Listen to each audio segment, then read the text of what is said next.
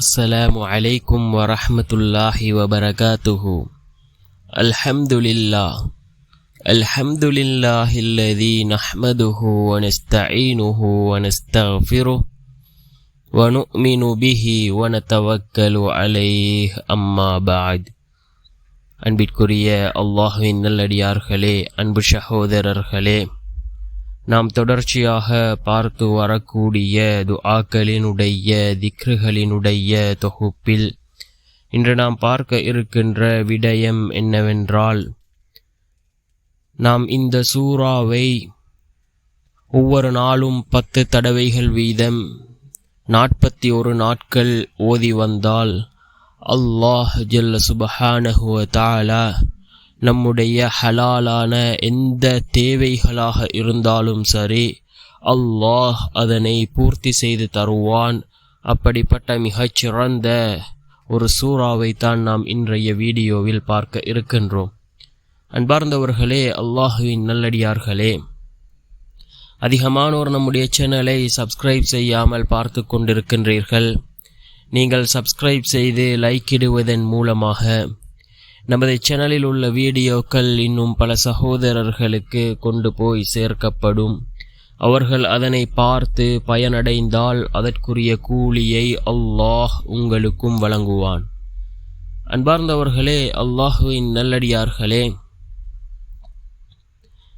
அல் குர்ஆனினுடைய 48வது சூரா சூரத்துல் ஃபத்ஹ், வெற்றி என்று பொருள்படக்கூடிய இந்த சூரா, இந்த சூறாவினுடைய கடைசி வசனம் 29வது வசனம்.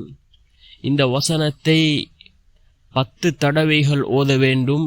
தொடர்ச்சியாக 41 நாட்கள் தவறாமல் இதனை ஓதி வருவதன் மூலமாக நாம் என்ன தேவைகளை அல்லாஹ்விடம் கேட்கின்றோமோ அந்த தேவைகளை நிச்சயமாக அல்லாஹ் பூர்த்தி செய்து தருவான்.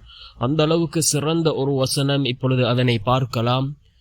முஹம்மதுர் ரசூலுல்லாஹ் வல்லதீன மஅஹு அஷித்தாஉ அலல் குஃபாரி ருஹமாஉ பைனஹும் தராஹும் ருக்கஅன் சுஜ்ஜதன் யப்தகூன ஃபض்லன் மினல்லாஹி வ ரிضவானா சீமாஹும் ஃபீ வுஜூஹிஹிம் மின் அஸரிஸ் சுஜூத் ذلك مثلهم في التوراة ومثلهم في الإنجيل كزرع أخرج شطأه فآزره فاستغلل فاستوى على سوقه يعجب الزراء ليغيظ بهم الكفار وعد الله الذين آمنوا وعملوا الصالحات منهم مغفرة وأجرا عظيما.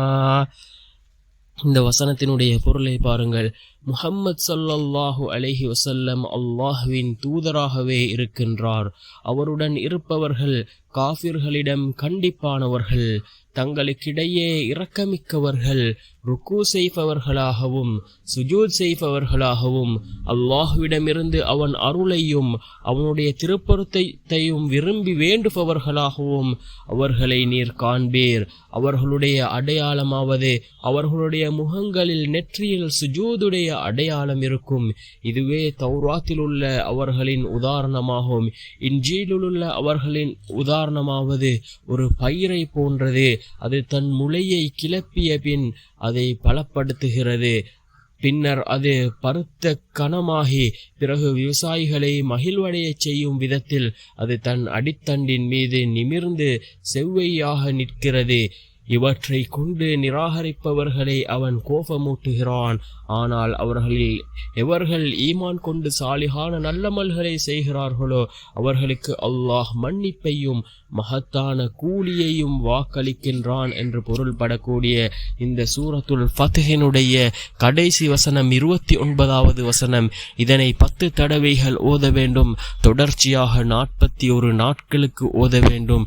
இதன் மூலமாக அல்லாஹ் நம்முடைய தேவைகளை பூர்த்தி செய்து தருகின்றான்.